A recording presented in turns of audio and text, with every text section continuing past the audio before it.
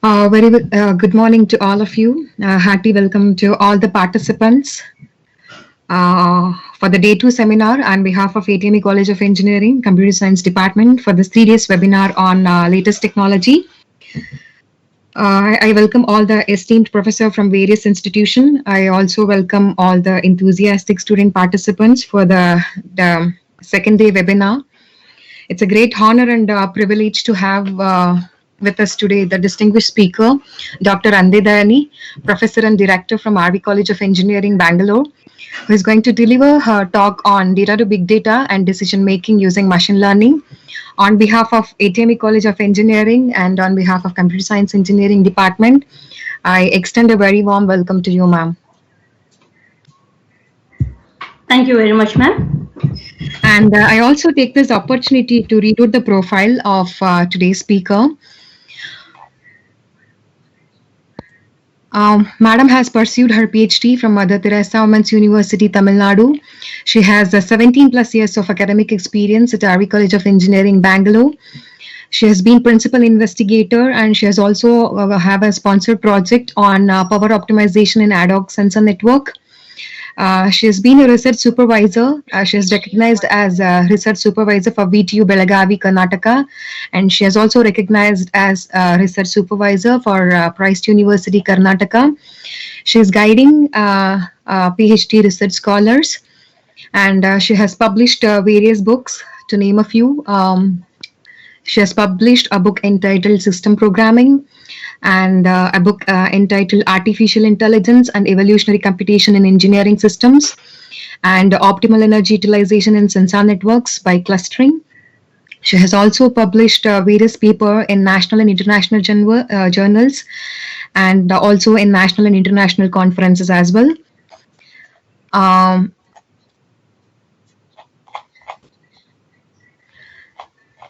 Then moving forward,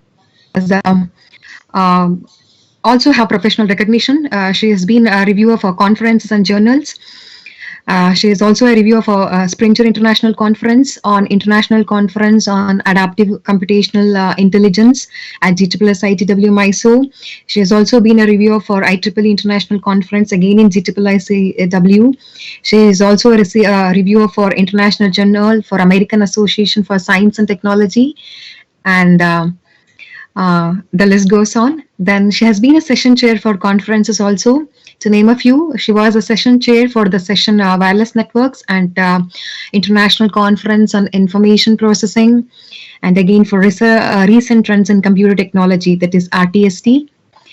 Then she has also taken many academic responsibilities and initiatives, to name a few. She was been in local inquiry committee member, and she is also a PhD paper evaluator in Jain University. She was also a paper sitter for PhD degree in VTU.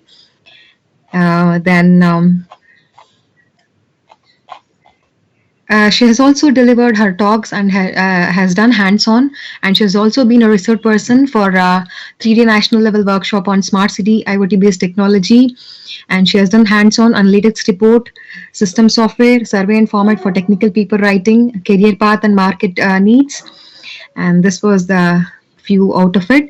And she has also attended faculty development program, and she has also attended workshop in and out of India. She had also made a abroad visit. She has attended 3-day World Congress in Engineering in London, and she has participated in 5-day IEEE International Conference on Information and Communication Technology in Syria, and she has also attended workshop at national level also. And this was just few out of it. Then she has completed many online courses in Google Analytics Academy. She has also involved herself in various professional bodies, and she has also received awards. To name a few, she has received Outstanding Women Achiever Award by Center of Women Empowerment, and she has also received Young Researcher Award from ISTE RVC chapter on 19 November. She was honored by Rashtriya Shikshana Samiti Trust on January 2012 for presenting publication in international conference at London, UK, and honored by Rashtriya Shikshana Samiti again on January 2010 for excellence in education for presenting her publications in international conference and for acquiring her PhD degree. And it's a great honor and privilege to have you with us today, ma'am. I once again extend a very warm welcome to you. Thank you for accepting our invitation and for being part of this event. Thank you so much.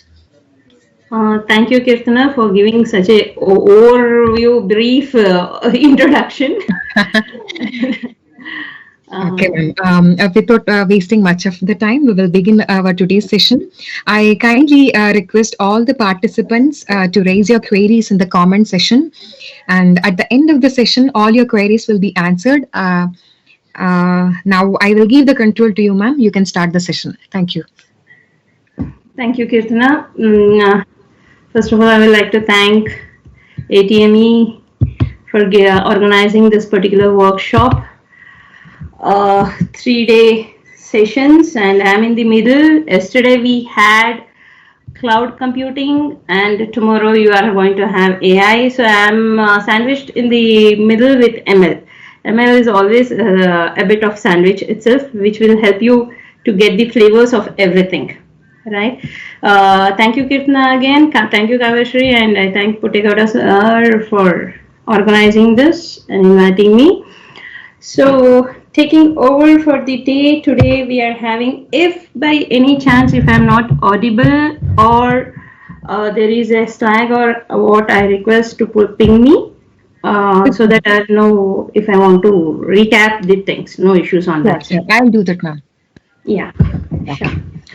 So, because we had yesterday on cloud computing and tomorrow on AI, so I thought instead of just giving on ML, we start with data, how it has gone to the big data, then why do we need ML in decision making, what is the requirement of the particular day.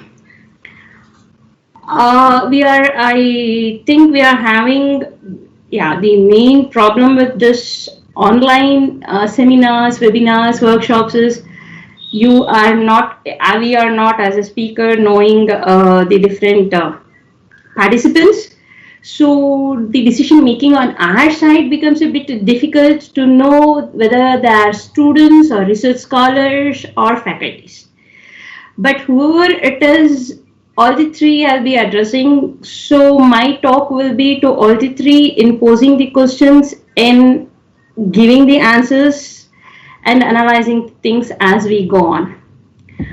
So as I like to put the first question, how many devices do you carry? So as a particular, nowadays, even the kids, without online classes, they cannot. It has become mandatory after in the new normal, right? After this COVID, the entire scenario has changed, and we are in the situation of a new normal, that is the normal situation throughout. And every kid is doing better in browsing, taking the data, doing the things. And even if you don't have, or if we as the next generation, the older generation, if we are not into devices so much, the nowadays kids are having, and students without mobile phone, they are not able to survive, correct? And they'll have this smartwatch, all the smart gadgets they are having. So minimum you can think that there is smartwatch which is having a number of sensors, you are having your mobile phones, you are having your tabs, you are having your laptops, whatnot, right? Minimum 2 to 3 devices every person usually are carrying. And how much of data do you think these devices produce? This actually was taken 2 years back, 2018, they said 2.5 quintillion bytes of data are produced every day. And believe me, in the last 2 years, 90% increase of usage is being there. And in this COVID situation, don't ask. Daily, every person, you can check if you are using your broadband, how many GBs of data you are consuming. If you are on your mobile, how much GB of data you are consuming, right? I'm not talking only of the online classes, the Netflix, the Hotstars, the Disney, and you are connecting your devices to now you are having the smart TVs.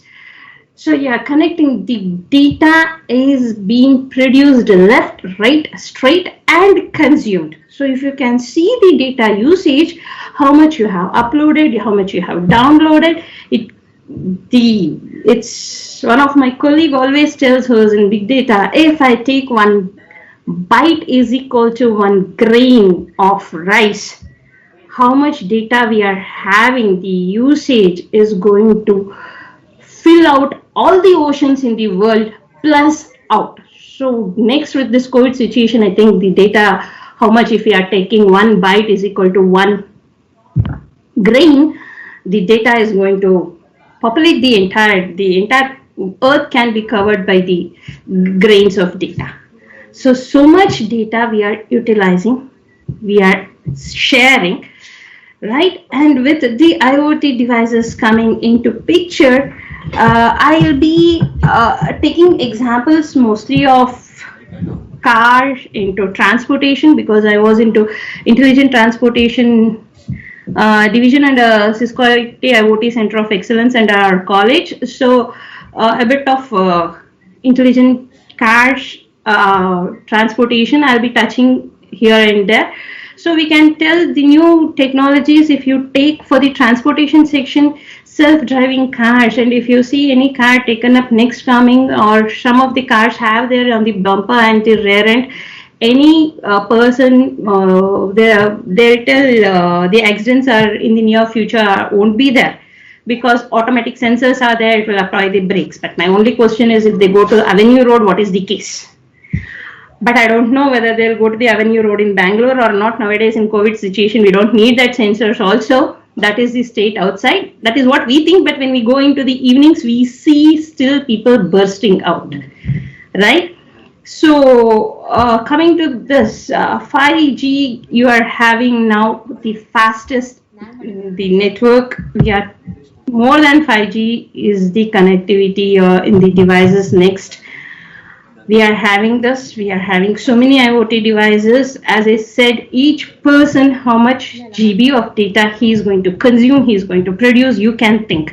If you are having a smartwatch or a device, you will be having, okay, how many steps I have taken, how many hours I have slept, what is the patterns it will give, what is the deep sleep time you had, how much of light sleep time you had. So all the patterns it is going to generate for you. For that, how much of data it is going to take. In that, how many sensors are available. So what is the type of data it is going to generate, right? And we are telling that 30 billion connected devices are there. So, and if one single sensors on a manufacturing assembly unit, if it is there, to analyze the type of data it is going to do and do without your algorithms, without your systems, it is going to be very tough. I'm not telling that they are having easier this thing. Everything is again the algorithms are all done by humans, but your systems and the algorithms are the ones who are going to help you in analyzing because so much of data you are producing, so much of data you are having to analyze. Just 1 second. I'm just missed out on this. Sorry about that. So that is that how many devices you carry, each person how much he does and how much data you are going to produce every day. So you can double that whatever is being given in the first line, right? So that much of data we are producing every day, sure. So that's what the smart, everything is smart devices nowadays. When we are talking right on the smartphones, we don't even realize when this phone becomes off because if you are not switching off the button and if our cheek touches the speaker off, it would be muted unless the other person tells, please, you're on mute. We won't understand, right? That is how the smartness is. So you should know how to learn with it. And the data and it starts when you are telling this side is what actually the data previously we used to have or now also how the system works. And this was the first input type long back when we were giving the input, the name of the person and the ID and how we used to give the inputs. Nowadays it's all on Smart, you need not give this input, they'll collect the input from you. Be careful. You need not give any input. They can collect, the programs can collect on the back end the input it wants. Right? Everybody knows that. So first we used to give like that, then we are the next having the structured with the metadata, the everybody knows this, but a small example of that is we, instead of first having the data in the database, we just have the metadata, that structure what I want, and then I populate the data. So first we just had the file systems coming into picture, the huge of the data, the storage, the analysis from the file systems. Then we thought, okay, when I'm just populating the data so much without analyzing what is that I'm putting in, and then analyzing what is the data, what is the connections between one feature to the other one, it became a problem. So we first thought we'll have the metadata, have how it is linked to each other, then we store it. So this became the databases. The next, the structured, what you have, we all know the data forms. The next, again we went back to a semi-structured, because we cannot have the structuring in all the things, and that was the major problem when we are now into the sensors with the total unstructured data of your videos and text. If I take a small example of a particular car, I'll have the mobile video coming, I'm having the body power management, how much of power it is consuming, how much this thing, and I can, now I'm having a navigation sensor if I want to go back, and all driver information system, and I can have all here front and back, I can have sensors which will give me an alert if something is coming near. Collision warning avoidance system is there. I'm having, even previously we used to have problems whenever there is going to be stopping, okay, which part, what problem, is there a junk in the petrol pipe, all these things. Nowadays nothing like that, you don't even open it, everything. If I just connect my BMW car, if we just connect to that particular, it is going to analyze, diagnose the whole system, car, and tell which particular part, what is the problem, where you have to check, what data is missing out, right? So because of the n number of sensors, the day by day the data is increasing. And if I just take an ITS system, intelligent transportation system, from the car, it is having so many, any vehicle will have so many sensors with it. Then whenever I'm going to go about for a video, the surveillance cameras, everybody will get your love letters to your home if you have skipped a particular signal, right? So whenever I miss a signal, I'll get a love letter to my thing. How is it being done? I'm having the surveillance camera, so it will take it. So the whole of the data, when it is surveillancing, the entire video is being processed in the backend. Live streaming of the data is there. How it is happening? That is one more thing which we have to check. So we are having so much data. We are having so many devices connected. In the end, we ourselves are carrying devices. And when they say their COVID is mutating itself into based on the temperature, based on this, they are not having correct diagnosis to get the particular virus, the virus, they think that it is mutating. That's why each person is having one type of symptom. I'll tell, we ourselves are sometimes are mutating. If we have a clean, fresh air with fresh food, I don't think we can digest properly, because so much we are already into, right? So like that, I'm thinking the sensor data, so much data is coming. We have to think how to store this, how to, what data to analyze, where to do for the decisions.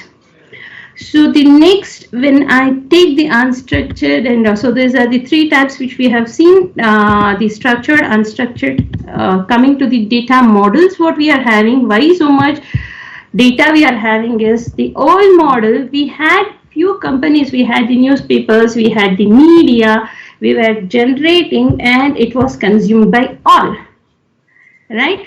Nowadays, apart from these things, the new model is each one of us are generating the data.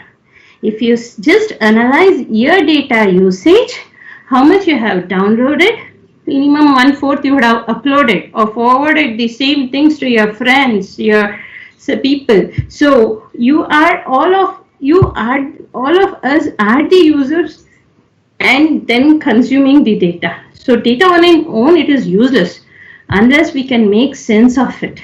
Old medal, we had the data, we had this given data which had some sense and everybody was consuming. Now everybody is generating the data and everybody are consuming the data. So what is the sense we can make out of it? How do you make some sense out of it? How do you make some decisions out of it? How do you go about it? So those are the all the you can wherever, whether you are a student or a faculty or a research scholar, wherever you see around you, you can find n number of problems to solve. You can feel, let it be a small one which can impact. That will be an added weightage. Okay, I have not only understood this. This is a problem. Let me see how can I solve this. You can take that up and work it out. Right? And when we are talking about the big data, so much data, it is the huge volumes of data. When we are talking, big data is not only about the volume, but actually we started with the big 3 V's. The first is the volume. It is going over terabytes. This is the long. So records, transactions, the terabytes. It is again about the variety. Is it structured, semi-structured or unstructured? That is your videos, all the thing and all the above. And the next is the velocity, the real-time data, whether it's coming in streams, what is the velocity of the data. So these are the big 3 V's which we started, and we just need to stick to this big 3's. This big 3's became the big 7 V's along with volume, velocity and variety. We had versatility, we had value, we had variability, so many things we started adding to that. But if you see, all these things again fall upon the 3 V's only, right? On a day-to-day basis, we usually are using the data, might be a real time or it might be in this batch, or it might be a structured data, semi-structured data, or any this thing, and the volume, the consumption keeps on going up. So how do you store this? So how do you store this data? How do you work on this data is the next question.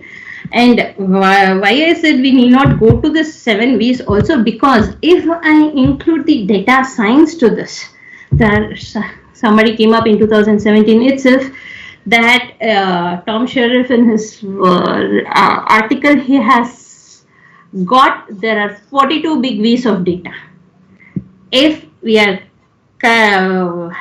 combining big data with data science. Data science is the entire stream which will have your AI, ML, deep neural network, natural language processing, your storage, analysis, your big data, the whole thing. If I'm mapping that, I'll have 42 values. If you see, all of these comes into this. So we need not see all these things, so we can go back and tell, okay, whatever the data I'm taking, I'll stick to the 3 V's and work out on this. So this is about the data, how we are doing, how much of data each one is producing, what are the types of data and overview, and why do we call it as a big data? Because big and the sense, and if you see the Hadoop, here it is represented by an elephant. Maybe it is because of the founder's kids toy was the elephant that was taken, but that was the best representation they could have given for that. So overview, we have got the data. What we have to think is, how do you reduce your costs to analyze this data? If it is sorted, how it is, if it is arranged, how it looks, if it is virtually presented, the way it shows. So if you are just having the data, do we have any use? If I sort it, this is fine. While sorting, if I arrange it, it is going to give. If I present it visually, to present it visually, I have to do all the things, and this visualization is based upon what I need. So the overview is for the data.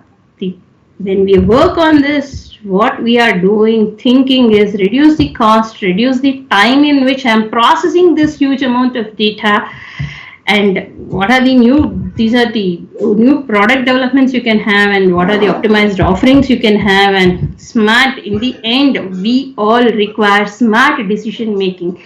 Data is useless. What do you do with the data as a data if you are not understanding what is the data about? What is the data? Right? Everybody daily morning good morning messages, so many they'll send. So much of data it is producing. Is there any this thing only okay good morning? That is for the individual. Taking that message, can I have anything? Apart from that, so many WhatsApp messages you are doing, they are reading it, they are forgetting. Are we making any sense over that? Some of the, you are utilizing something for the benefits. Very good. Good morning. It is an connectivity to you, to that particular person. Very good.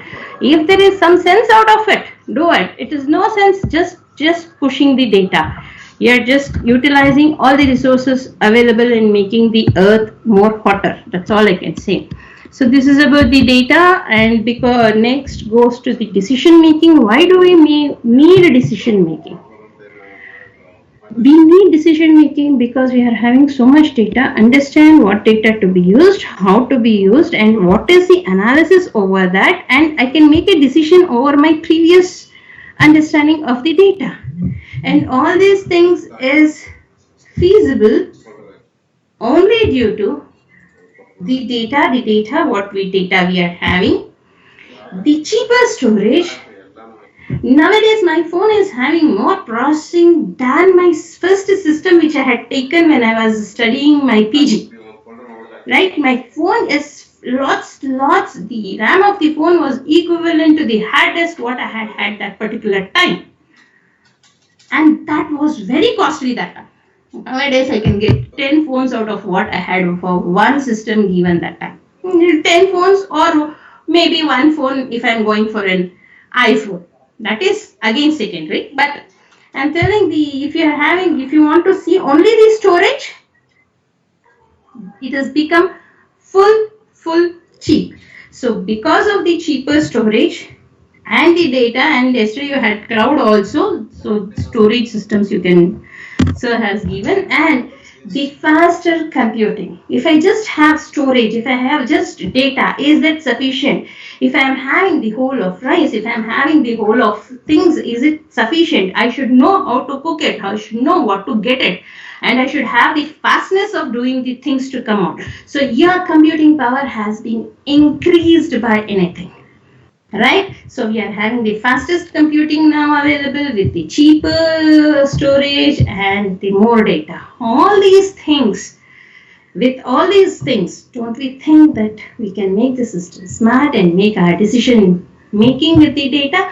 If we are not utilizing all these things, what data you are having is waste. Whatever the systems you are having with so much computing power, your RAM, this thing, all these things are waste if you're not utilizing it properly. If you're not utilizing it to what extent it can be given. So application areas will come, healthcare, the new normal, that is the main application you can think in making a decision making now.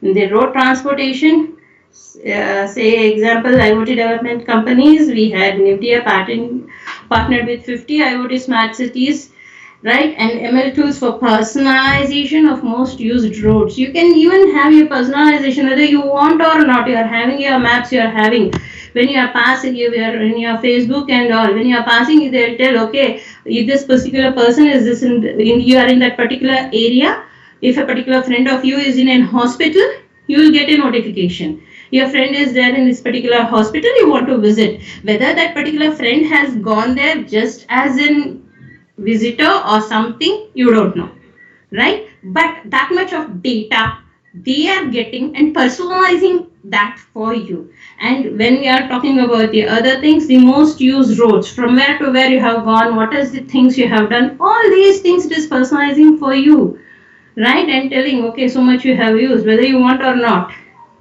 Water management, electricity grid, or home automation, these are some of the application areas where we can think of having your smartness, where your ML come into picture.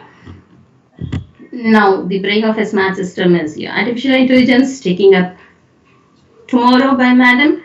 Now I'll be dealing only with this particular part, ML, and the deep learning is the next part inside your ML. We will see that. So what is your machine learning? We have seen the whole of data. We are thinking, okay, from this particular data, I want some outcome. Without outcome, what is the use of the data? So we will tell in that the simple definition is machine learning is a program which can learn on its own from the data.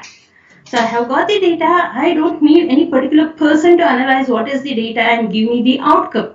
Machine learning algorithms will do that for you. It's a program which can learn on its own from the data, and it can write a particular program that should do. You have to write a program that it should learn from the data and give you the outcomes. In machine learning, an algorithm is given the data. It learns the relation on its own. You need not bother. The algorithms is going to decide the relations. So using this, it will help you to, this learning will help you help the AI, right? So tomorrow you can get from the AI perspective. Today I will stick to machine learning perspective. So coming to machine learning, before we go to machine learning, you learn what is human learning. How do we learn? We usually, in cognitive science, in human learning, we say that it's the process of gaining information through observation. That's simple. So observation is the data, and what we analyze the information over the observed data, we are gaining some information, learning something.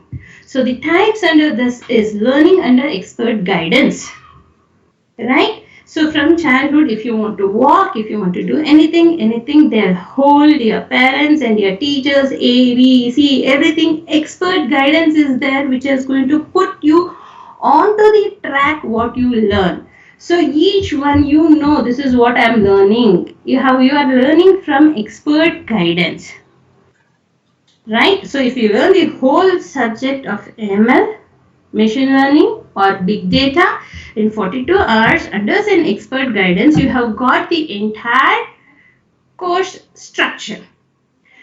The second part is learning by knowledge gained from experts. Like just one part now, 1.5 hour session, you are getting some knowledge out of it, I hope. Right? So you are getting some knowledge based from some experts on some area. How do you link this up? What do you learn that is left next? This expert guidance is end to end for the same thing. You'll have the expert guidance. This experts, they'll give you the knowledge. You learn from the knowledge what they are taking you. That is how much you can take. And learning by self. How many times your expert guidance tells if you do this, if you do that, that will happen. But no, some things you have to learn on your own. Climbing the tree, falling, then only you can know what is the pain. You should know, okay, they tell how much of slippery if it is. You cannot know unless you learn by self the slipperiness. If I fall like this, how? If I fall like this, what will happen? So how do you roll when you are falling so that you won't hurt? That is all learning by self. Most of the thing any expert guidance also can't teach you unless you learn by the self. So there are 3 types of learning of a human. The same 3 types are learning with respect to machine learning. One is the supervised. This is with an expert guidance and having the labels I'll give. The next is the unsupervised. This is without the the knowledge from the experts. In that I am analyzing what I need to take, and the reinforcement learning, that is learning by self. So all these 3 combines together your types of machine learning algorithms. So machine learning, direct comparison to human learning. I hope I have given you an overview. Right? So the next will be the traditional programming. I'm having this system. You are writing the program, you are giving the input, and you are going to give the output. Now we are in outcome-based education, not output-based education, as my co-faculty members tell me, right? So in machine learning, we go by the other way. I know what is my data. I know what is the output. So I give the data along with the output. I'll feed in, then I'll get a program. This program I'll be using to get the outcome, if I get a similar data, what is that learning I can get? What will be the output? What will be the outcome I can analyze? That is the program I'm going to get. I hope you are understanding. So traditional programming, I'm having program, I'm having data, and I'll get the output. In machine learning, I'm having the data. I know if I give this, okay, I know this particular student, I'm having continuous last 3 semesters, he is throughout getting A grade. So the data, what are the CIE marks, SEE marks, the output is A grade. So same set of data of CIE and SEE marks have been given. My program should be able to analyze wherever I am having that particular data. The output will be A. The analysis decision should be done automatically. Right? So the program is going to be written to analyze, okay, this particular data, this is the relationship to be the output. That is the learning we are going to do in machine learning. So how do machine learning does? You are having the input, then we are having an abstraction, that is the broader way through which the underlying algorithm understands the particular data for the future decisions, and generalization is the framework which we give in the end for the decision making based upon what is your requirements. Right. So these are the types of machine learning they have already come across. So you are having your supervised machine learning. Under supervised machine learning, we are having again 2 types. One is classification, regression. Unsupervised learning, we are having clustering, association analysis, and the reinforcement learning. A bubble chart of this given by the data science team of Matros. I have taken from that. So if there's machine learning, unsupervised learning, supervised learning, and reinforcement. Supervised learning, say for example, if I'm going for classification, I can do image classification, fraud detection, diagnostics. These are what are the applications on which I have to apply these types of algorithms when I do it. So we'll come to that next also. So if I'm taking a supervised learning, how my machine learning works, I'm having the training, I'll tell you, right, the input training text, the documents, it might be the text documents, it might be the images, it might be the sounds. From this I'm analyzing what are the features I want. Say for example, I'm having the entire CIE. Now for the new normal we want to do the decision. We don't know yet whether how the some states have already told that without giving the results based on the previous SEE marks and the CIE marks, this time the results will be announced. So what are the features? Previously I didn't bother about the previous SEE marks. I was only bothered about the CIE marks, thinking whether the eligibility of the particular student is there or not, and seeing the now what are the features I can extract. I can extract based on the previous CIE plus this year CIE, previous SEE, and all the things I'll analyze. And what are the labels I'll give? Based on these labels, I'll tell, okay, this is CIE 1 marks, this is CIE 2 marks, and then I'll give my machine learning algorithm to analyze the vectors, and I'll get a predictive model. So what is this predictive model going to do is, with this input data, for this particular set of CIE marks, last time this was the SEE marks. So with these were the labels, features, these are the marks which he has got. For quiz, this is the way he has done. For the test, this is the way he has done. So all the entire student's data, I'll take it and then I'll analyze and then I'll give a predictive model.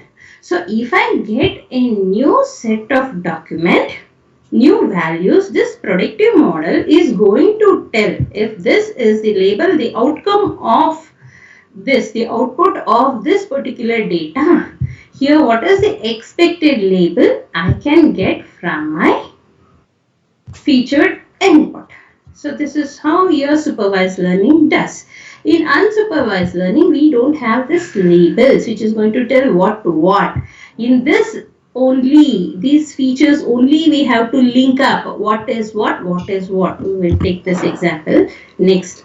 Say for example, here this is classification under supervised learning.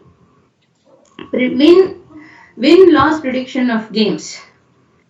If people are here who are into IPL and the other things. Usually, when I take for my students in the IPL times, if I tell, uh, based upon the previous all the things which you have seen in all the IPL matches, Chennai Super Kings will be winning around most of the matches, but usually it will, however strong it is, it will lose on one particular opponent.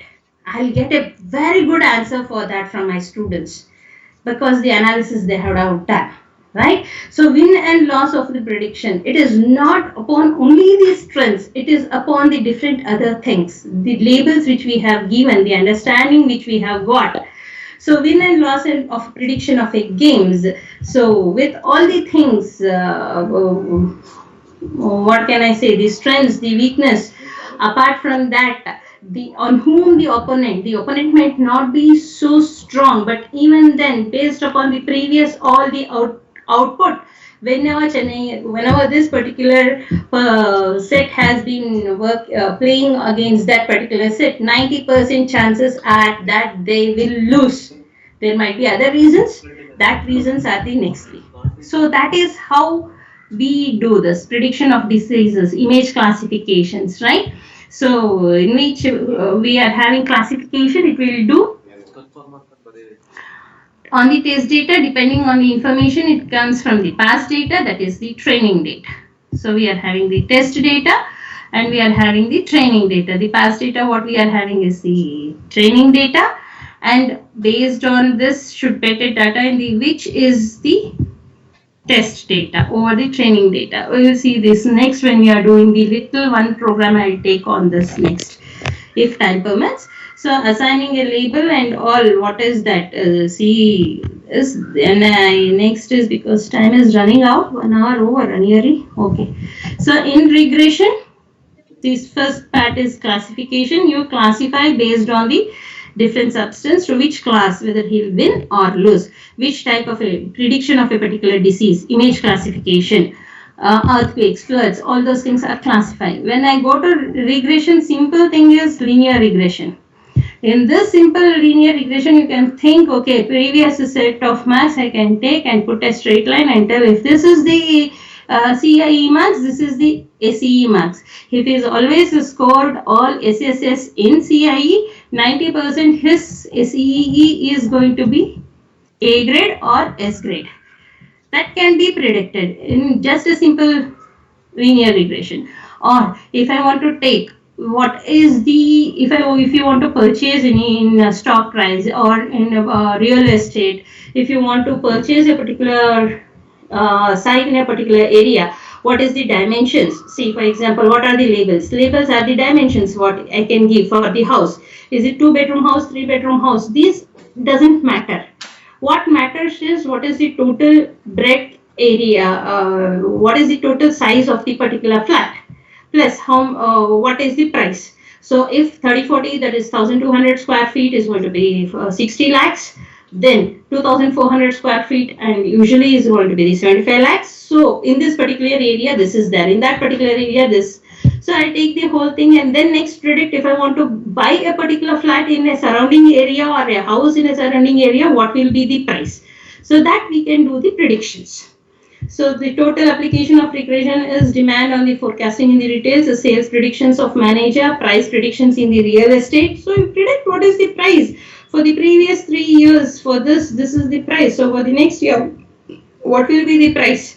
But now you have to add one more label. If in COVID times people are going out, so what will be the price prediction? So whatever the previous predicting algorithms you had, you have to change for the new normal. So many things, everything keeps on changing, right? And what is the skill demand forecast in job market? Everybody will think, okay, I don't have the job market, we are losing the jobs, this thing. What is the skill demand? Everybody is going online. Do you know in cybersecurity how much of jobs it has been impacted, how many jobs it has created because of this work from home? Every company has got its data which is secured on the cloud. Now more people have to be put on the jobs to ensure, and more people on the central level to ensure that there are no cyber threats from our neighboring countries, but which is happening more and more. So the forecast in this new normal, you can think what type of a jobs, and definitely the decision making is going to be there for the skill demand, right? So this is about the regression, and those two, regression and classification, comes around under supervised. In unsupervised, we are missing out the labels. We don't have a label telling what is what. We are having the training data, and this is the testing data on that, and we will tell what is that which is happening. We are having the training data, from that we are taking the features, we are analyzing, and then we are getting a model, and then we are going to have this data and tell where it is going to be, right? An example for this is, say for example, uh, madam read my biodata so much, so in that what you can get, oh, power optimized networks, right? Sensor networks you are having more than what is madam doing with ML here. So but you don't know, when you see that, you can, I'm from the computer science and see which background did I have math. So all who are the different professors, whether they come into the computer science background, do they have a statistics, even if they are having an aversion to the statistics, but they have taken something. So a cluster of these two, there are possibilities that that particular professor can be a part who is handling this machine learning, because it needs a bit of computer science background, and they need to have stats. Can or all whole of maths people, statisticians can take ML? Yes, but they should have a bit of computer science. Can all computer science people are professors of ML? That's doubt. So what are the common similarity measures, the distances among all the three classes? So we are having three different measures in which, and I'll cluster, these set is computer science, these set is stats, and I can tell something which is going to be common in two, and I can tell those belongs to ML. So professors I can categorize, I can group them, right? Say as any particular faculty, or you as a student, you know whom do you group with. Do you think, okay, my friends should have all these categories, all these characters? No, but I can put you in a particular group because of your behavior, or you go in tune, and I am having one set of students who always work on a project together, all the things from their first semester. So when it comes to elective, I can tell if one student of that particular group is taking that elective, I can group the whole set into that particular elective, because based on the similarities of all these what they are having, right? So I can cluster and make them into a group. Association analysis, this is very this thing, the market basket analysis, this is also unsupervised tree. This thing, this is a recommender system. Nowadays you people, everyone in this new normal are into online learning, teaching, seeing the Netflix, seeing Hotstar, right? And Hotstar, Disney Hotstar now, these apps. So Disney Hotstar became very this thing when Airtel, the data was given so much. Nowadays the data is so free network, right? And when IPL matches was there, more than that, wherever you can see the kids, they had the students, they had the Hotstar live streaming of IPL matches going on. So what do your Netflix, Hotstar, all these things do? If you, or your YouTube, this thing only you take. You can, you give it to your parents the YouTube, and ask them to see some. They'll be seeing a old movie, or they'll be listening to bhajans or something. Then they'll tell so nicely every time, daily new bhajans have been given, new shlokas will be coming, people who will be telling about things will come. So what is that you people are telling? If kids get this YouTube, they're going to be they won't they'll get the negative impact. They don't understand, because they are listening to bhajans daily, they'll get a new set of bhajans given daily. That is the recommended system, because he is listening or she is listening, an old person, they understand, they only see this, so you will recommend more of the things to them.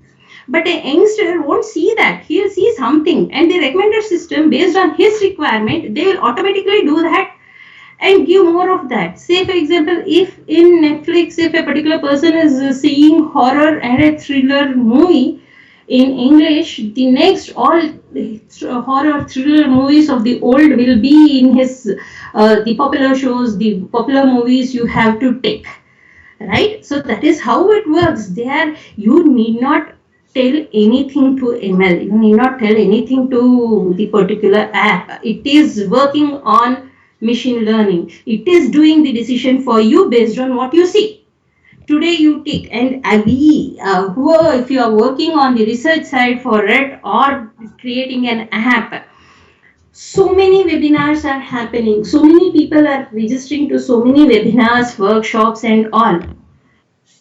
If the people who have done this apps, GoToMeeting or your Microsoft Teams, the next is they'll have the intelligence decision making. Like if I'm giving an online exam, there is exam.net, our quick learn is there. All these things, what it will do, if I'm toggling between 2-3 screens, it is going to stop me. If I just go to another screen, it is going to lock, thinking that that particular student is copying.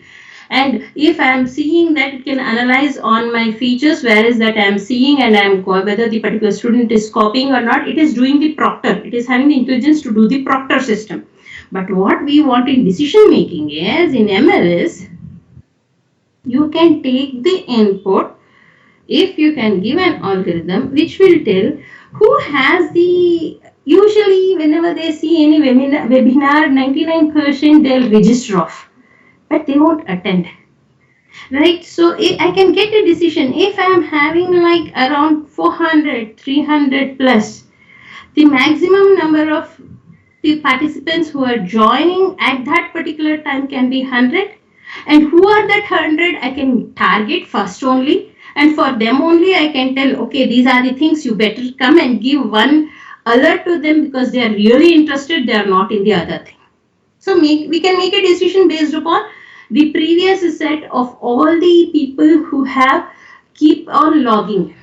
Similarly to the students, they are listening to your lectures, but how much they are doing it, how much they are muting, how much they are not there in the particular room. If I am getting the data, if I am analyzing, I can tell, okay, who are the correct set of students, and we can make a decision of whether to give only for that or for any. In what you can make next, seeing, okay, if this particular lecture comes, even if there are 300, because this is the person who is talking, previous set of lectures of all these things, this were the number of people, so the next lecture when we are having, the decision will be done, these are the people who are going to attend. So the recommendation system can recommend only those who are really interested. I need not want to have the whole set and then not turning in, right? So that we can, so much data is being analyzed, right? Everybody is, now the speaker is on mute, but the videos you can have their eye this thing, you can see whether they are taking the notes, they are seeing, there some people might be taking screenshots if they want to do it. Some people will be having back end running of the screen, this thing also, the whole of the recording they can have on their screen. Some people will be very interested to do that. So you can take that, you can recommend such set of webinars to them because they are really interested in this particular topic, right? So recommender system works like that. So this is unsupervised. There is no there is no label telling this is this. There is no label. It is only the association between the data elements identified. This is only the association. This particular likes to learn online. Previously, he has completed all these courses. So based on the previous day, I can tell the next, if I recommend this particular online course, he is interested.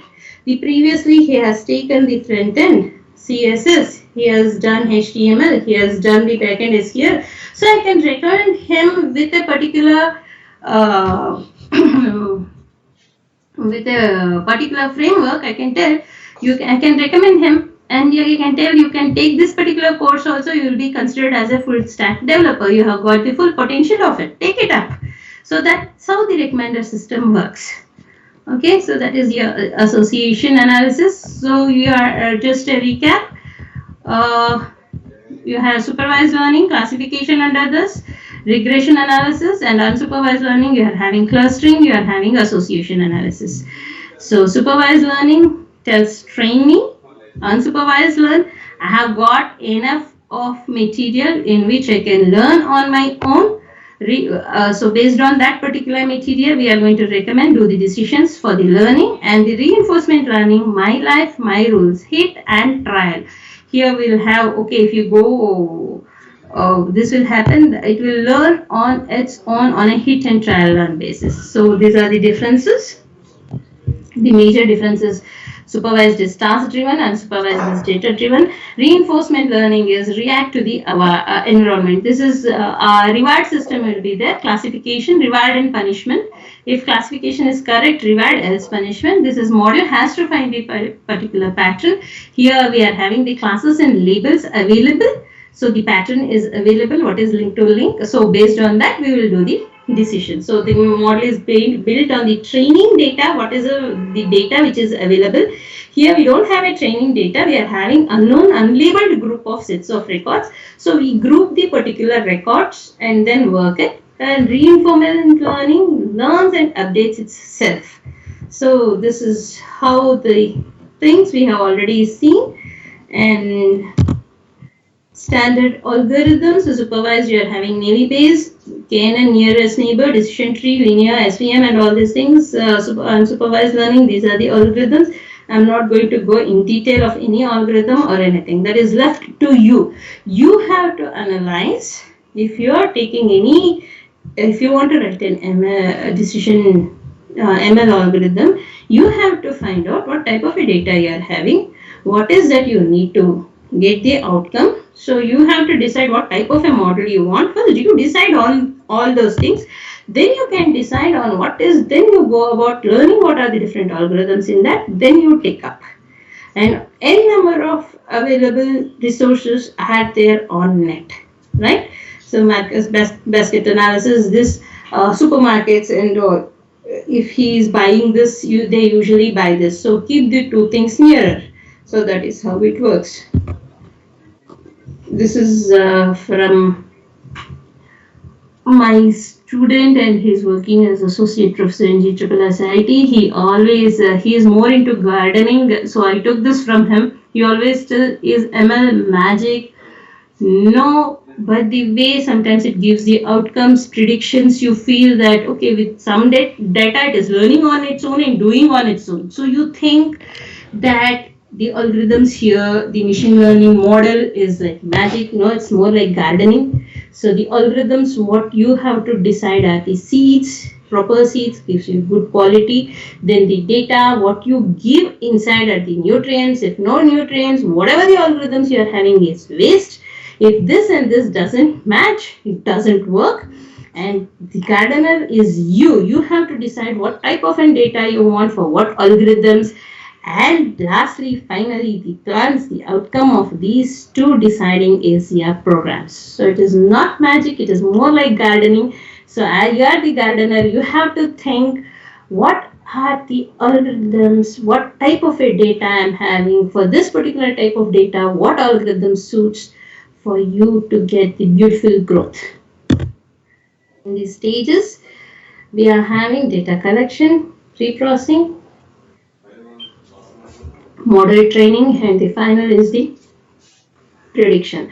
And it's not a one-time process. From the data collection, you have to decide based for this particular prediction what is the data I'm having. In this data, say for example, when we are talking about the real estate problem itself, if I'm having area by breadth, if I'm having so many 2 BHK, 3 BHK, does that reflect? If I'm having the whole of the square feet, if I'm having individual this thing, the data processing, I have to convert, I am having breadth and length, I have to get the total area first, then based on each square foot, this is the cost. So data processing, pre-processing involves taking the values and changing it to whatever that is the feature extraction works. And sometimes you will have an outlier. It's not a noise. Outlier is not a noise. It is something which is not expected. The data set, usually I expect everybody between 25 to or 50, on an average of 50. At least you should get 15. If I am seeing the whole set of group who is writing that, I know the students who have taken ML are very good, and usually when they are writing internals, they'll get 25 to 50. But if I am seeing one mark which is in the 10 or 5, that is an outlier, means something wrong has happened while data entering or something, or what is that? So I can find the noise, I can find the outliers, and sometimes I'll have no values, null values, so I should remove that or do what? So for the null values, should I do mean? Should I put a mean value it or to a median? And what type of a value I have to take? So all those things are data pre-processing, that is working on your data features. After extracting the features, the feature engineering, that is the manipulation of the features, and then you have the data training, and the last one, over you do your model training, will have your predictions. So this is the stepwise. I am talking about data, but when we are talking about ML, this should be feature. Feature engineering comes into picture here. Features are nothing but the labels, what we are getting the data sets there. So sample data sets, if you want to work, you are having UCI repository, and from Kaggle, if you just log in, you will have huge number of data sets to work on, and UCI repository also you can get the sample data sets to work on. So best thing, what are the things you want to do? First you have to select a particular model, the raw data summarized, have an insight. If you want to do that model, you have the raw data representation, you take that, summarize structured, non-structured, then get the meaningful insight from the raw data, then we are doing the model. The decision regarding the model selection, to do this model, it's a learning task. Problem to be solved, what is the type of the problem and what is the type of data. All these things I have already previously spoken, so I can skip this. Say for example only this, if numeric and it is continuous, then regression model is being assigned. If there is no this thing, so this is the multiple factors.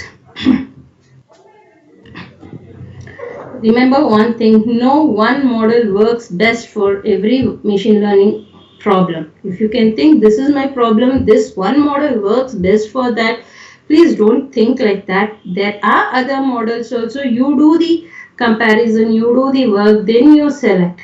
There is no this thing, because it comes freely, it's a free lunch, it is very tastier doing. Sorry, it is not going to give you the best of the things, right? You have to think what is the problem you have to solve and what is the data you have to take. Based on that only your results of the model falls on, and your decision what is the outcome falls on it. Say for example, and just one this thing on how do you train the model. I was telling there is training data, testing data. That's why I skipped that, because I knew I had this slide. If I am having an input, how do you train a particular model? We said we are having the input, I know what is the output, based on that I am going to do the model. I am going to train the model again to take this. So how do you test your model? Say for example in COVID cases or anything, the patient databases are there.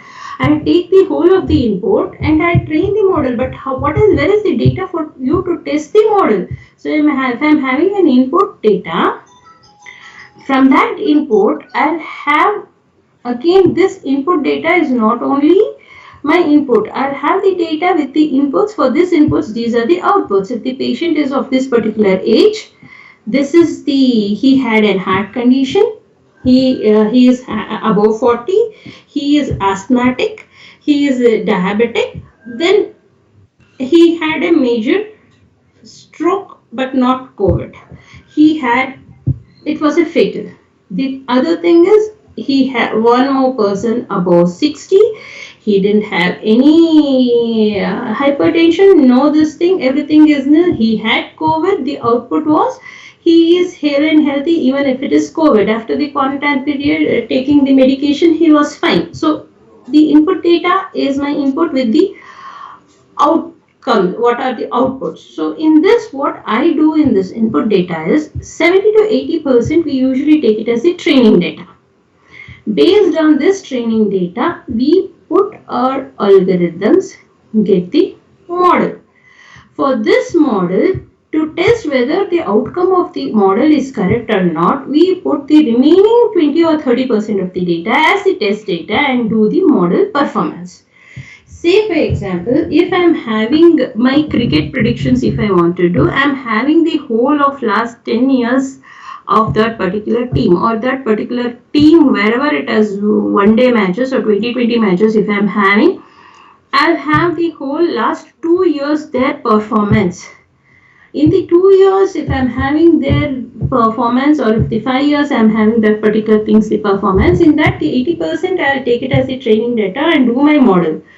And to know whether the model is working or not, I'll give the remaining 20%, and if I'm getting the correct output, then the model is working. So out of this 20 records or 30 records, 18 times the outcome is correct. The 2 times or 3 times the output is wrong. So 80% my model is correct. So I can decide the performance of the model with my input data itself.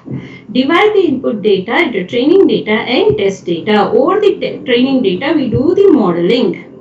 And then we will take the remaining data, we will do the test data and get the model performance. Because I cannot get a real-time data over this to test my particular model. I am having so much of already data available. I am having thousands of records which is going to give the entire thing. So take that. If I over that, the 80% you take as training, the remaining 20% you take as test data, because in the test data I already know what should be the outcome. If the outcome is matching to the performance, then my model is working. Right? So part of this data is held back. This is called the holdout method, which usually we use for supervised learning, where we are having the labeled input data. So, but the problem in this, and whenever you are doing your modeling, one thing you have to take care is you are not underfitting or overfitting your model. What do you mean by that? As say for example, if I am having a particular set of values, this is the scatter plot of that. Over time, the values what I have got. If I am telling CIE over SEE marks, so this is how the scatter plot of the marks is coming. Then I can just put a linear regression, a straight line function, y is equal to mx plus c, and I'll get this. Then I can calculate the error function of all these things and get the error function. But if this is totally underfitted, because I am having so many above and below, so this is not this. If I'm having for each one of the values, if I'm going to map, this is overfitting to be too perfect to be good. I cannot have a model like this. So I have to have a balanced, it is a good fit, robust fit, or also called as a balanced fit. So always my algorithm should give me a balanced fit of the outcome. Then only I'll tell the model works fine. I cannot have an underfitting, I cannot have an overfitting of the particular data. Be careful when you are doing this. Analyze on this. So next, the tools, some of the tools used in data handling. Hive, I have put this. We have the Hadoop also, right? So first thing, tools, if I am talking about the 3 V's of big data, if I am having volume, if I am taking, you can take the Excel itself. Excel, we know that the rows which can go up to million, and one sheet can have to 16,000 plus of columns, an approximate. And Access, you can have up to 2 GB of your database, and you know SQL also. But the problem with SQL is as SQL and Access is, as the data scales higher and higher, you cannot fit in the scaling of the data, becomes difficult as the data grows. So if the data is greater than 10 GB, way up to 1 TB plus and all, we better go for Hadoop and Hive. Hadoop manages the data processing, storages and all for the big data. Hive is the data warehouse built on top of the Hadoop to manage all the things. It is having a SQL-like interface, so it is Okay, then the tools for handling variety. Variety, you are having structured, non-structured, and the other thing. So you are having SQL, MySQL, SQLite. If it's structured, MongoDB, Cassandra, etc. You can have your NoSQL or these things, and velocity, speed at which the data time is collected, the real time, you are having CCTV, you are having stock trading, and you are having social media, most of the things from Twitter, Facebook, all these things you can take it, and you can work network data. In the tools in ML, we are having Python, because it is having strong libraries inbuilt. We are having very strong libraries, mathematical functionalities. NumPy is there, algorithm, SciPy is there, scikit-learn library functions are there, where you are having all of your ML algorithms available with you. Most of them you can write on your own also, and you are having numerical plotting. Many Seaborn is there, Matplotlib is there, right? And you are having a library which is having various classification, regression, all these algorithms are embedded, and you are having R also. This is also a very simple programming language. If you it is very statistically computing, you easily use it for your work. If you are working on for your research or to get an outcome, you can work on that. And your MATLAB is always that, but it's the licensed commercial software, right? And SAS is the statistical analysis system, SAS, and the other one is SPSS, that is the statistical package for science, so social sciences, this thing which is having. And the next coming up is the Julia, which is what I can say.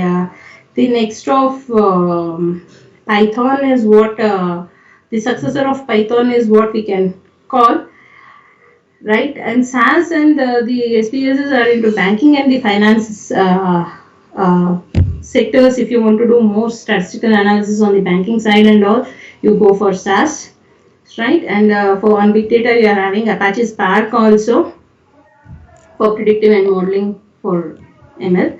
So this is the state of art, and this is what I have already told. You have got scikit-learn library. I said it's a great documentation you are having, tutorials you are having. Go to that, you can learn lots from this, right? So R like pandas is like R like data structures. You work R and this thing you feel good to work. And a sample example for ITS we had taken AutoMPEG. This is all available there.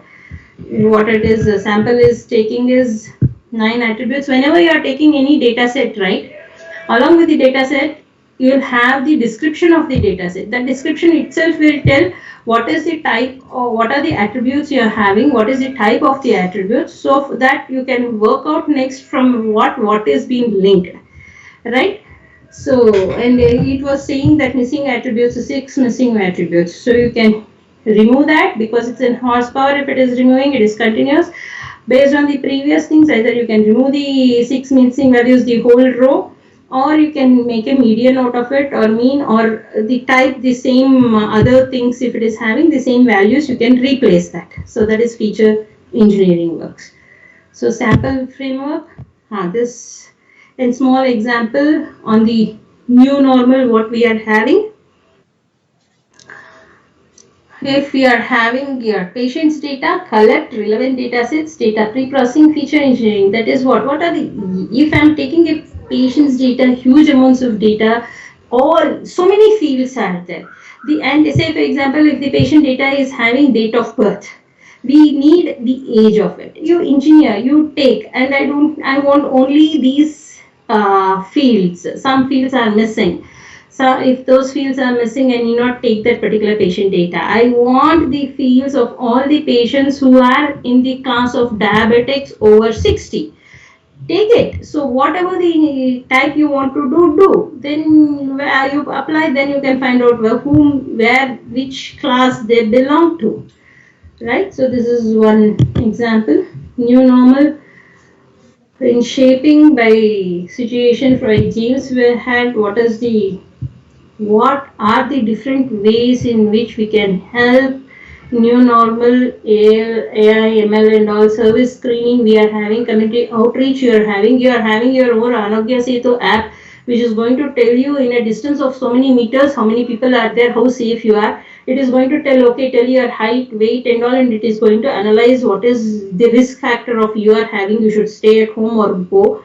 Local location matching, which location if you are having, how much problem you are having in that particular thing, right? This you can just check out, and if you want to work on anything, you can take any one of the things and you can work next. And this is taking from smart data to a smart application framework for our intelligent transportation system. We had from sensors specification to networking to software solutions to analyzing and the applications. So the entire end to end is your system. And ML comes into predictions on the forecasting and predictions, which again depends on the data you are having. How you can analyze, when I'm telling forecasting and predictions, it is not the same thing. Say for example, I said, how do you get Bangalore Traffic Management Center here? Most of you are from Bangalore. You can just, there also you can have the traffic management center. End to end they can see. Any object in a particular high sensitive area is being left unnoticed for 2 hours, automatically it is going to deduct and tell this object is lying for so many hours, please check into it, it might be a bomb. Right, whenever you are doing, and the video sensing that it is going, if you can think, I got the notice, not my friend who had also jumped the signal. Sometimes that on the lane in which you are there, the camera, the lane 3 feet, that also matters, and the way in which it is being captured and sent, that also is mattering, right? And on the lean time, it is going to be pushed to the backend archives. So 10 years archives they are keeping. We had the privilege of going there, and open data platform, Indian smart cities are there where you can get huge sets of data to work on. Okay, everything.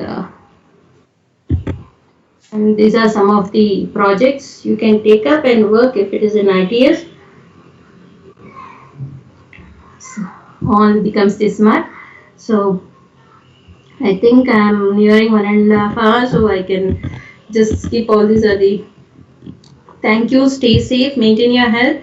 I just need 5 minutes if I'm having. I just want to show using Python as a student what you can do, as a this thing what you can do. Can I? Yes, ma'am. Yes, ma'am.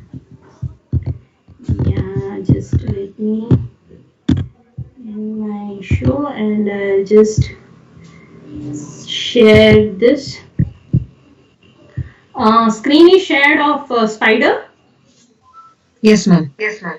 So this is, everybody knows the interface. If you are working on Python, students and all would have Jupyter Notebook. If you are downloading Anaconda, you'll have Jupyter Notebook, Spider and all. I like to work with Spider than on Jupyter Notebook because it gives me a feeling all the data is in one shot. Right? So this is the NumPy. You can, why I took this is, if you are scikit-learn library, you are having data sets. When you are typing, instead of iris, you can see from breast cancer, so much data is already available in the built-in library data sets. You can take that up first, right? The data frame is there. You can see the iris, the flower, it is having 150 rows and 4 columns, which is going to tell what is that 4 columns stands for. It is the sepal length, the sepal width, petal length and petal width. So based on that, these are the sample. I took this because this is the simplest one, iris data set, and we can work on it. There are huge data sets already available. You can work on these data sets which is there as a part of your library for your Python, or you can import from your UCI library or from your Kaggle and you can work. No issues. You see, median view need not bother if the things, okay, this is an outlier, I need to put a median for it. I need not start calculating the median. I can just call one function and do the whole thing for it. Alright? So this is the basic statistical functions you can work. Then you can have the data handling part. You are having pandas. If you don't want any built-in library file, if you want to import a particular CSV file, you can give the data, read the CSV file, work on the data and work on it. Start simple as this 3 lines of code you run, you can work, you can analyze. Then what are the different measures? I want to have only the first column, I want to take this, I want to feature engineering, I want the first column, the third column, based on that my fourth column is the results. You do that, no issues, right? So if you see preparing to model, you can have, if I want to draw a scatter plot or a box plot, say I'm having the same data set loading, okay, full data I'll take and then I'll slice all the things. If you want to slice only the first column, the third column, third to first column, the different types of slicings you can do.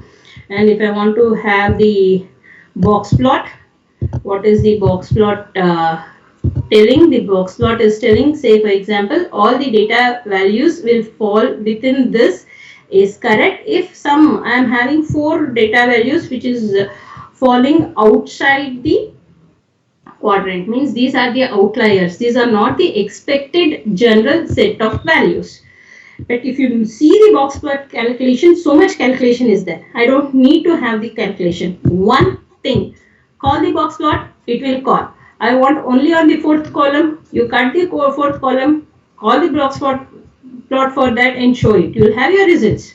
As simple as 3 lines of code, right? If we want to write a scatter plot, no problem.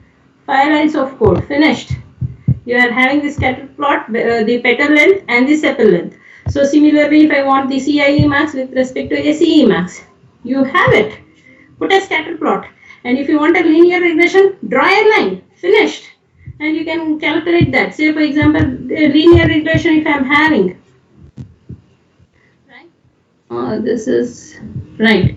This is a simple. If the same linear regression, before I go to that, if I want to write the entire code of a simple ordinary least squares method, that I have to calculate y is equal to mx plus c, and that is I have to calculate my y mean, that is the m is the covariance of x y divided by y variance. This is the whole of maths which goes into drawing a single straight line. So if I want to do that, so many lines of code you are supposed to write, right? So this is for the scatter plot of that. If I run that, I'll get this scatter plot, right? This is a simple, what we are having is the internal marks. If I want, this has an internal marks, x is the CIE marks and y is the SEE marks. Over that where he stands, I am putting the scatter plot for that.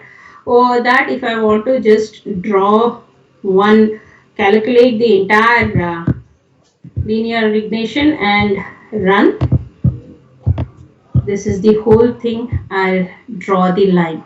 Now over this, I have stopped till like this. Actually over this, now I have to do my predictions, means how much of errors are there between this. Then over I have to, this is my, if I'm training or using this, then I have to put my testing data, then I have to put the accuracy.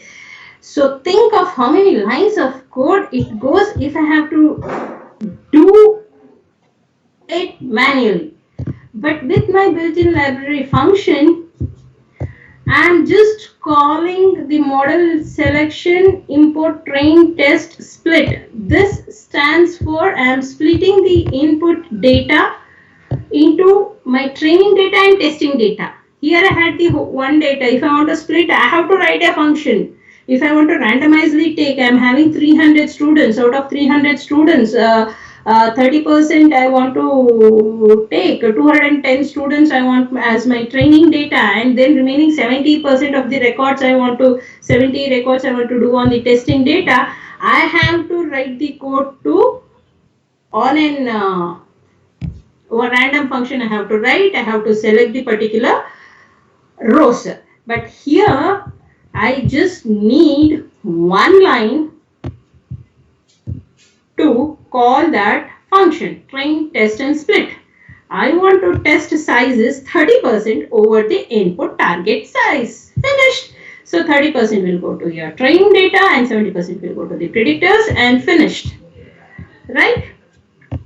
The whole thing is one line of code, and I don't want any NaN values, not a numeric value or NaN values I want to remove. What you want to do, the row wise, if even any or all is there, if all the values are NaN, then I'll drop that particular row. Any means even if one is there, I'll drop that particular row, right? So as I said, there was a 6 in auto MPG, there were 6 NaN in horsepower. So after I run this, I'll lose everything. So first I'll clear this. So if I run this, I'll come to know that actual data frame was 105, and after the clearing the whole thing, my data cleaning, I am having only 391 rows from 405 rows. The remaining rows had the NaN and the other things which I have cleaned off, and I am having 9 columns. If you want, you can just check out with all the things. So this is the best part why I go for Spider, because I have my data frame, I'll have my console, everything here. Jupyter means it will be like 111. You can try on that, and this is the predictors. I'll tell on the 9 what I'm having. 1 to 7. The 0th is my actually the target outcome.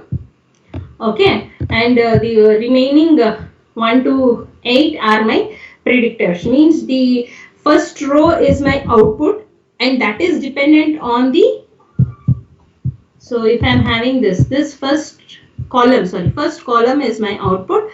The remaining columns will decide what is the values for this. If I'm taking that, I'll just tell target is my only the first this thing, and predictors are that. Then I'll run my, and your linear model, I'm calling linear regression. If I want, you want to see how many I'm there, if you can just give linear model dot, you can see how many regression models are there. For simple regression model, without even splitting the data, I had so many lines of code. Here I am having logistic regression, you want CV, you want how many models you are having already built-in packages. You can use any one of them and you can test out. You need not start doing everything, but you have to understand how the model works to know whether that particular model is used for you or not. So right, so you split the target into the testing and the training, then you call your model, then you fit the model on the data which you have, your what is the target and test, you target, what is your input of the target and what is the output data, you fit the model for that, then you call the predictions of the model to predict over the testing data, finally find the errors and give the accuracy of the prediction. So one line for accuracy, one line for finding the error over that, and one line for actual prediction over the test data, one line to fitting in the model, one line your actual model. So how many lines of code? Each one line, if you want to do your own coding end to end, how many lines? So we had the clean. Now from here I'll run and I can get the accuracy. Accuracy of my model is 80%. If you see it here, right? So like that, you are having a number of models. You can keep on applying the models, but the thing is, ensure I cannot take a regression model and apply for classification. I cannot have that regression data and tell, oh no, I have to put it for for market this thing clustering, right? You have to know what is your data. You have to know what is the data set, from where you are getting the data set, what are the problems in the data set, what are the features you want to remove. Half the work is fine. Then you are telling what type of an modeling you want to do, 20%. Then based on that, work it out. Coding is very simple. All libraries are available. You can calculate, you can do 2-3 algorithms, you can get the predictions and you can tell which algorithm works better for what and what is the outcome. So that is the end of it. Thank you, and I think I'll stop sharing my screen.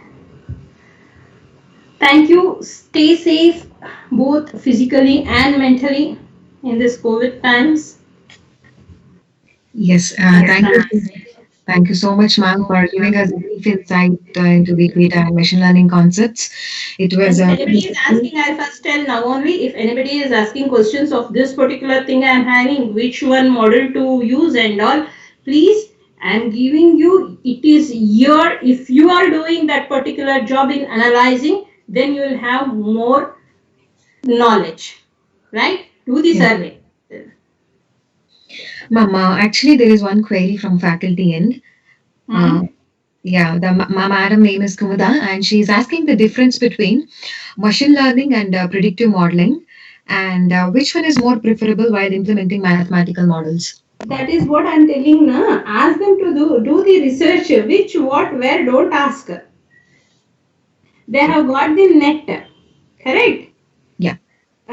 That is what I wanted to tell the whole of the thing. I am giving. Okay. We are doing. When we start, if you say the supervised learning and the unsupervised learning, I'm not going to answer that question. I'll answer the other question. They can link it up and then they can search on their own, because that is the first thing they have to do when they are doing any research or any other thing for them, Yeah. right? If say for example we are having supervised learning, unsupervised learning, and reinforcement learning, all these things we are telling with it comes under the machine learning algorithms. If I'm telling supervised and unsupervised learning, some calls it as the learning algorithms itself, right? That Oh, then if they ask what is the difference between the learning algorithms and machine learning, this is all the classifications which is going to happen. So based on their requirement, they should know whether to go for which type where. okay. Okay, and this thing, one more thing I would like to add is, if they are thinking, when we started with AI concept only first. Machine learning was not there. Deep learning was not there. The amount of data which started generating, these algorithms were already, when I talk about next the question after, and if I answer that predictive, then the next question will be data mining is also having all these things. Data warehousing also comes into picture. The basic differences they have to, you know, Yes, ma'am. Yes. so that is what, if it was a student, I would have answered. It's a faculty, I'm telling them to research and do, because they're having similar aims and process. Correct? Okay. But Okay. it is on the real time calibration how it takes between the machine learning and the predictive. I can tell the real time predictions, calibrations, how it takes. The classifications has been done between those two. Otherwise, nearly this thing, right? So based Okay. on their outcome, what they want, what is the type of input they are taking, they have to go for either machine or predictive. Okay. Thank you so much, ma'am. Now, I request our beloved HOD, Dr. Pudegoda sir, to speak few words about today's webinar. Thank you, Kirtana. Good afternoon to all. Let me congratulate Dr. Anandi Dharani. So accepted our invitation as a resource person for the today's webinar on the topic data to big data and decision making using machine learning. So on the of the department and the college, thank you very much, madam, for accepting our Thank you. invitation and delivering the content which is needed for the research workers and the students. So Thank as far as my knowledge is concerned, okay, this machine learning is a vast area. The student has to involve and learn the basics, deep, okay, go into the research concepts and implement, try to implement the small concept. Then only they will want to learn these stuff, things. Thank you very much once again. Thank you, And sir. also the participants who are participating in this webinar. Thank you very much for your active participation. So we are looking for the tomorrow session also. Once again, thank you all. Thank you very much, sir. I just need to add one more which I left out. I hope I'll, because when I took big data, I think I don't want to confuse the everybody because of big data only machine learning. No, you can do with small sets of data also, because when this predictive learning model came, so I thought there might be a confusion. Machine learning is, you can take up online real-time learning on the simpler data sets also. It need not be as huge as a big data, and work out on it. Thank you. Yeah. Happy learning for everybody, right? And my answer when I was speaking also was there in the predictive learning. What is that? Hope the person takes it up. That is the best. Thank you, sir. Thank you, Kavya, Kirtana, madam. Thank you so much, ma'am. As a token of appreciation, we are virtually sharing your certificate. Thanks again Thank for you. sparing your precious time with us. Thank you. Thank you. I also thank all the participants for joining us today, and a feedback link will be provided to all of you. Please fill it up. And tomorrow, one more speaker, Ms. Nagalakshmi T.S., is going to join us. She is going to deliver her talk on Introduction to Artificial Intelligence and its Tools. I kindly request all the participants to join us tomorrow at sharp 11 a.m. Thank you so much, everyone. Thank you.